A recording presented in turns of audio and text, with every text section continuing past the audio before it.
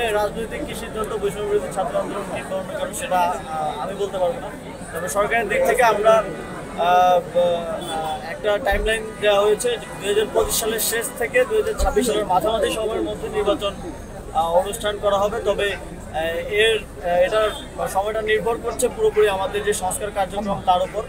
আর সংস্কার আমাদের আপনারা জানেন যে সংস্কার কমিশনগুলোর প্রায় 3 মাসের মতো হয়ে গেছে এবং কমিশনগুলো খুব দ্রুতই তাদের যে রিপোর্ট সেটা প্রকাশ করবে এবং সেই রিপোর্টগুলো নিয়ে পলিটিক্যাল পার্টিগুলোর সাথে এবং আরও স্টেক হোল্ডারদের সাথে কনসালটেশনের মাধ্যমে আমরা সংস্কার কার্যক্রমের দিকে সরকার যাবে এবং সংস্কার কার্যক্রম বাস্তবায়নের পরেই আমরা এটা ইলেকশনের দিকে যাব। ইলেকশন কমিশনের নিয়ে কাজ করছি।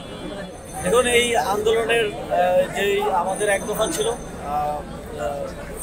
ফ্যাসিবাদী সরকারের পতন এবং ফ্যাসিবাদী ব্যবস্থার বিলোপ, সেই এক দফা বাস্তবায়নের জন্য সরকার কাজ করে যাচ্ছে। ফ্যাসিবাদী ব্যবস্থার বিলোপের জন্য সরকারি প্রতিষ্ঠান এবং সকল প্রতিষ্ঠানের যে ধরনের সংস্কার প্রয়োজন সেই সংস্কারের এজেন্ডা নিয়ে সরকার কাজ করে যাচ্ছে। সংস্কার কমিশনগুলো রিপোর্ট দিলে আমরা সেই রিপোর্ট অনুযায়ী বাস্তবায়নের চেষ্টা করব।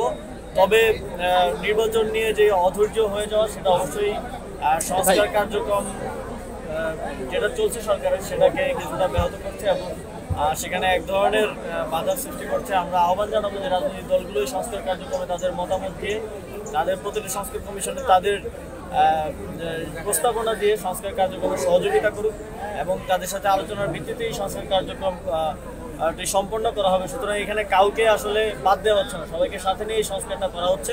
আমরা মনে করি যে পলিটিক্যাল গভর্নমেন্টের অনেক কাজ করার ক্ষেত্রে অনেক বাধা অনেক সংকট আছে, সেই জায়গা থেকে এই সরকারের একটা সুযোগ আছে সংস্কার করার, আর সেটা এই সরকার করতে চায় এবং গণঅভ্যুত্থানের জনগণের যে আকাঙ্ক্ষা সেটার বাস্তবায়ন করতে চায়।